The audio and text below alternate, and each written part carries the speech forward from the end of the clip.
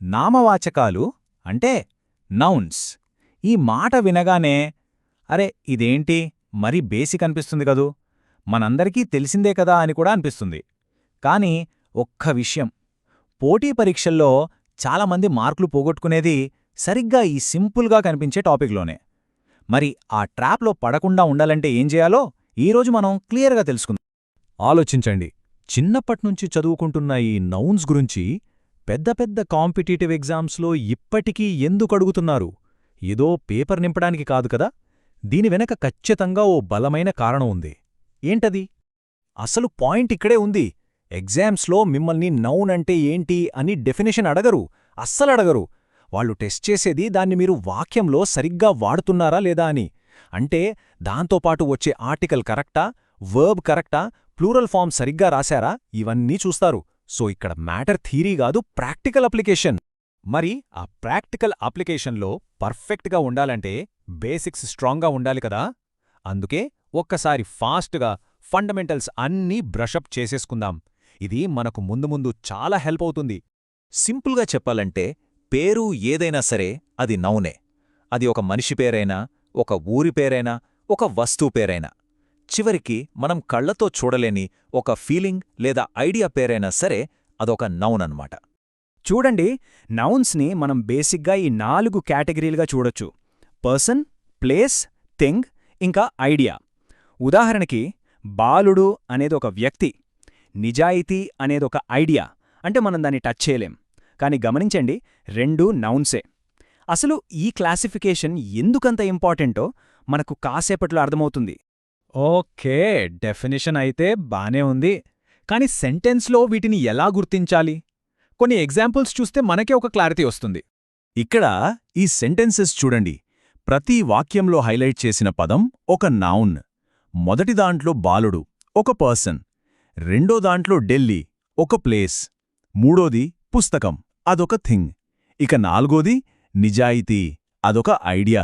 చూసారా స్పాట్ చేయడం ఎంత ఈజీయో? ఎప్పటిదాకా మనం చూసింది జస్ట్ ఫౌండేషన్. ఇప్పుడు అసలు కథ మొదలవుతుంది. ఎందుకంటే ఎగ్జామ్ రూల్స్ అన్నీ ఈ క్లాసిఫికేషన్ మీదే ఆధారపడి ఉంటాయి. ఈ టైప్స్ ఆఫ్ నౌన్స్ అర్థం చేసుకుంటేనే ఎగ్జామ్లో వచ్చే ట్రిక్కీ క్వశ్చన్స్ని మనం డీల్ చేయగలం. సో ఫస్ట్ అండ్ ఫార్మోస్ట్, ఎగ్జామ్స్లో మనల్ని ఎక్కువగా కన్ఫ్యూజ్ చేసే 2 మెయిన్ టైప్స్ ఉన్నాయి. అవేంటంటే ప్రాపర్ నౌన్స్ ఇంకా కామన్ నౌన్స్. ప్రాపర్ నౌన్ అంటే చాలా స్పెసిఫిక్. అంటే ఒక పర్టిక్యులర్ వ్యక్తి, ప్రదేశం లేదా వస్తువు పేరు. ఒక అబ్బాయి అనడం వేరు, రవి అనడం వేరు. రవి అనేది స్పెసిఫిక్. ఇక్కడ గోల్డెన్ రూల్ ఏంటంటే ప్రాపర్ నౌన్ ఎప్పుడూ ఎల్లప్పుడూ క్యాపిటల్ లెటర్తోనే స్టార్ట్ అవ్వాలి. ఇది చిన్న పాయింట్లా అనిపించొచ్చు, కానీ ఎగ్జామ్స్లో మార్కులు కట్టయ్యేది ఇలాంటి వాటికే. ఉదాహరణకు చూడండి, రవి, సీత పర్టిక్యులర్ వ్యక్తులు, India, Delhi particular places, reserve bank of India ఒక స్పెసిఫిక్ సంస్థ, మండే, జాన్వరి ఒక స్పెసిఫిక్ రోజు, నెల. ఇవన్నీ ప్రాపర్ నౌన్సే. మరి ప్రాపర్ నౌన్కి క్వైట్ ఆపోజిట్ ఏంటంటే కామన్ నౌన్. ఇది స్పెసిఫిక్ కాదు, చాలా జనరల్, ఒక కేటగిరీకిచ్చే సాధారణ పేరనమాట. ఈ కంపారిజన్ చూస్తే మనకు ఇంకా క్లియర్గా అర్థమవుతుంది. ఇండియా అంటే అది ప్రాపర్ నౌన్, ఎందుకంటే అది ఒకే ఒక దేశం పేరు.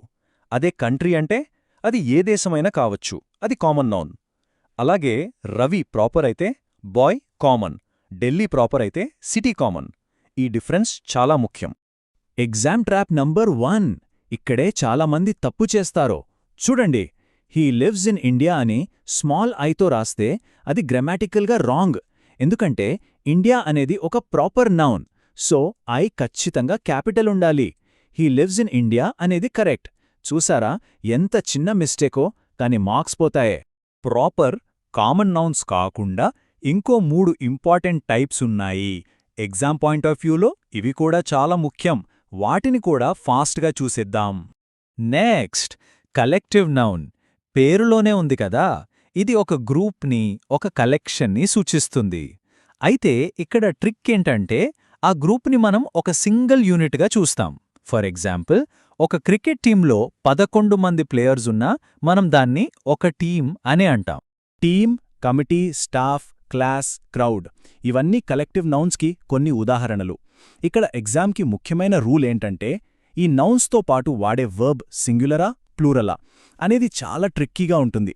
ఆ విషయంపై మనం శ్రద్ధ పెట్టాలి. ఇక తర్వాతది యాబ్స్ట్రాక్ట్ నౌన్. దీని స్పెషాలిటీ ఏంటంటే దీన్ని మనం మన 5 సెన్సెస్తో గుర్తించలేం. అంటే చూడలేం, తాకలేం, వినలేం.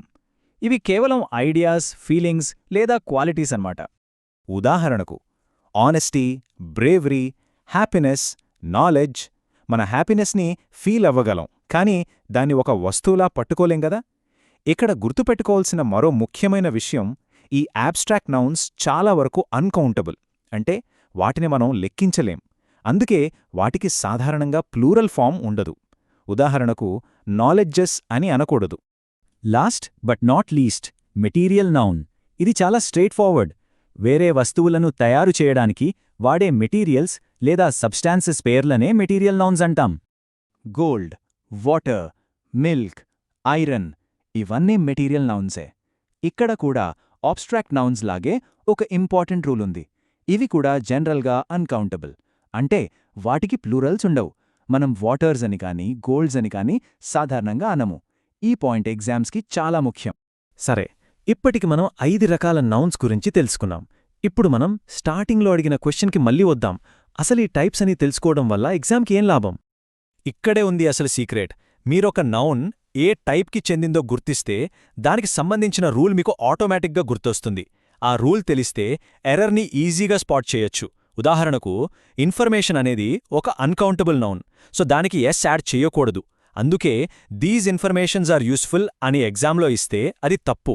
దిస్ ఇన్ఫర్మేషన్ ఈజ్ యూస్ఫుల్ అనాలి. చూసారా, నౌన్ టైప్ తెలిస్తే రూల్ తెలుస్తుంది, రూల్ తెలిస్తే ఎర్రర్ దొరికిపోతుంది. సింపుల్. సో ఫైనల్గా మనం అర్థం చేసుకోవాల్సిందేంటంటే, నౌన్స్ టైప్స్ నేర్చుకోవడం అంటే డెఫినిషన్స్ బట్టి కొట్టడం కాదు. అదొక ఎగ్జామ్ స్ట్రాటజీ.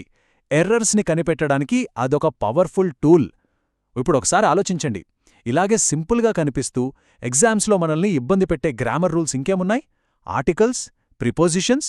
బహుశా వాటి గురించి మనం ఇంకోసారి మాట్లాడుకుందాం.